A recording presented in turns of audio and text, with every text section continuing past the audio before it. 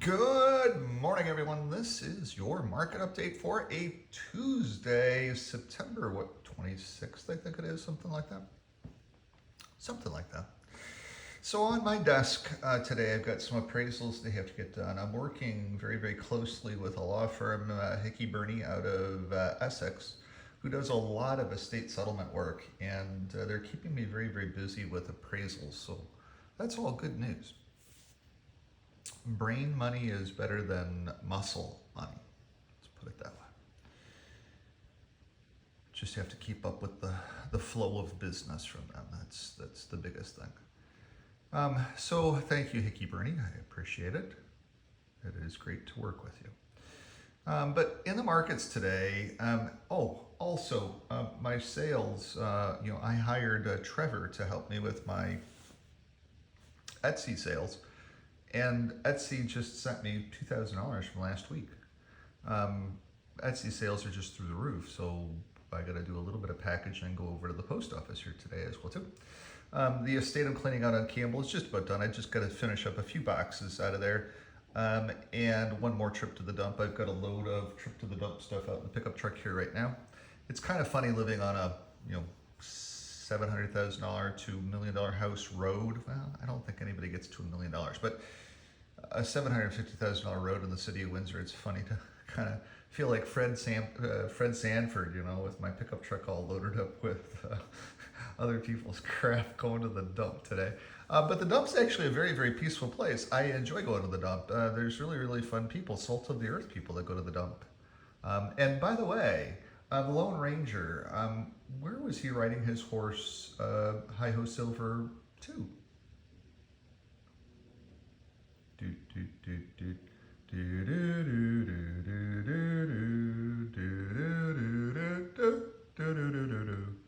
answer?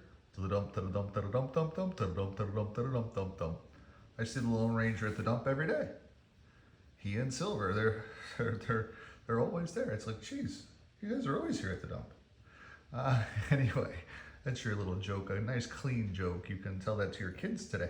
And it's kind of hard to find jokes that you can tell to your kids today. ProShares Ultra QQQs will be up today. I still have, I think, 110 shares of them. And that's good. They're coming back a little bit. I bought them a long time ago and just held on to them. Got kind of crushed in there, but that's okay. It is what it is. I'm working that way back as well too. That was a investment from way before I even started looking at the spreadsheet and running the spreadsheet, letting the spreadsheet manage my decisions. So today we're going to find that Caterpillar will end up dropping back down to that 171.12 mark, and we'll see whether buying comes in strong like it did yesterday. It came in so strong yesterday, I couldn't sell the options fast enough.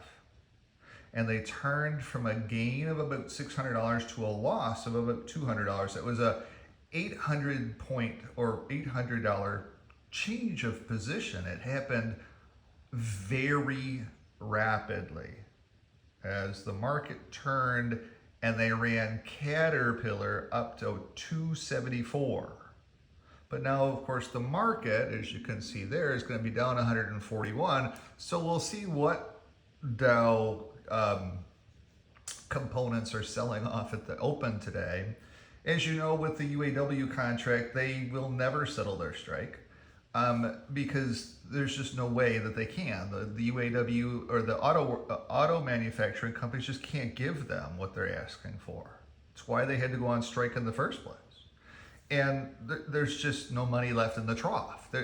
Everybody is so leveraged and interest rates are so high. We look at the 10-year note and we say, oh, gee, it's 4.5. That's not what these companies are paying when they borrow money. Small businesses that are borrowing money are paying 12, 13, 14, 15% or higher, depending upon which small businesses. And so the problem becomes your ROI. So if you're borrowing at 12%, you need an ROI that's not only higher than 12%, but higher than your effective tax rate as well too. So you need a return on your investment of like 20% to even make it make sense of borrowing that money. And Ford has looked at that and said, no, it's not going to make any sense to build this battery plant owned by or with the Chinese Communist Party. We're going to pull out. And also the risk became too big for Ford as well too, because they are a family-owned company here in the United States, and they recognize this runs against all of everything that they're about. So they've pulled out of the Marshall, Michigan plant, and they're going to stay pulled out of the Marshall, Michigan plant. They're not going to build a battery plant in Marshall, Michigan with the Chinese Communist Party. They're just not going to do it. It's not going to happen. Right? It was never going to happen anyway. The Ford family has some pretty smart people at the top of it, and so that's what's going on too. The UAW strike will never come to an end. There's been no impact in the 12 days that they've been on strike. There's been absolutely no impact on inventories because we're simply not buying cars. We can't afford to buy the damn cars. Who wants $1,000 a month payment to buy a car? There's nobody on the planet I know that wants $1,000 payment to buy a Ford. No, yeah, maybe I would want $1,000 a month payment to buy something fancy. But no, thank you. I just would use cash down. It's okay. So, and we don't have very much money to go around. I mean, the two of us to go grocery shopping last week was $185 for two. I don't know how families are buying groceries. I just don't get it. I don't understand. Other than the concept we got to go to work. And luckily I'm debt free. That's the only way to be this comfortable at this point in time, is the hard work that I've done on the Dave Ramsey plan and on the Brian Price plan, get debt free. Now, there is today something to watch, and that is the Dow 141. Where does it go from here? Now, all we're doing today is we're giving up 100 points. No big deal, because we were up 41 yesterday, or roughly 41 yesterday. No big deal. We're only giving up 100 at the open. A pittance. But what the question becomes is, where do we go to from here? The problem is the Magnificent Seven stocks, all of those Magnificent Seven stocks, the Microsofts, the Metas, the Amazons, those that everybody owns that have been running up the S&P 500 are all printing terrible numbers in the spreadsheet. Terrible numbers in the spreadsheet. Now, they haven't sold off yet. They've been propped up by buying in the market, but that's why the question comes in, where do we go from here? Because if selling comes in, the problem becomes that selling heats up. And then all of a sudden, everybody runs to the sell side. And prices start dropping like an elevator, going from the top floor to the bottom floor, or even to the middle floors. Doesn't matter what floor that elevator goes down to. The question becomes, as selling ticks up, what floor does the elevator stop on? That's what the challenge becomes. And so the VIX is up. The VIX had been running negative for a very, very long time. The VIX is now 17. Not like it's going soaring or anything like that, but the VIX is climbing. It's going up as well too. So then the question becomes, where does the VIX stop at? Who knows? We don't know. This cat is now out of the bag. And we just don't know how many mice it's going to end up finding. We just don't know that part. And that's what we're waiting to find out.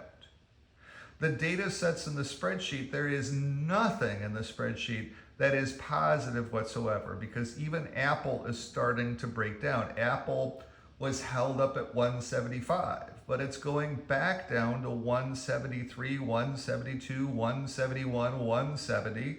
We don't know where that elevator on Apple is going to stop.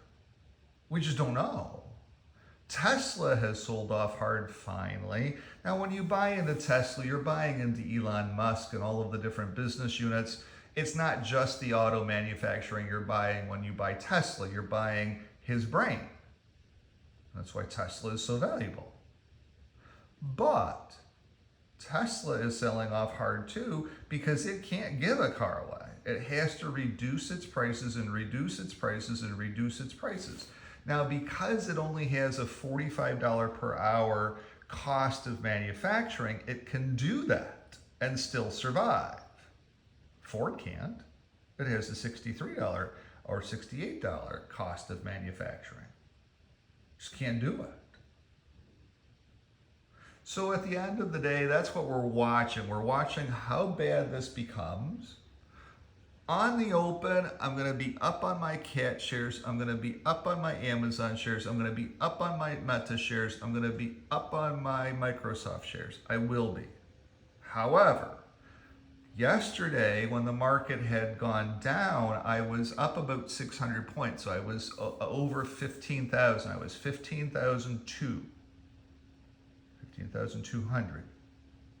And so that's kind of a threshold for me. That's what I'm going to be watching today for a little bit of time before I get going with my day and before I start writing the reports I got to write and do all that stuff. 15.2 is what I'm going to be watching. 15.2 is kind of where I'm out at. If I could open, it would actually be a good thing. If I could open at 15.2, then I'm just kind of out.